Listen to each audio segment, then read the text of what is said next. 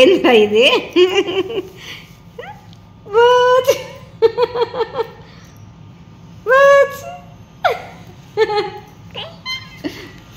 Happy Ugadi చెప్పు. Happy Ugadi చెప్పు అందరికి.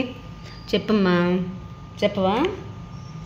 హ్యాపీ ఇది హ్యాపీ ఉగాది చెప్పేసావా? అమ్మ ముద్దు పెట్టయితే.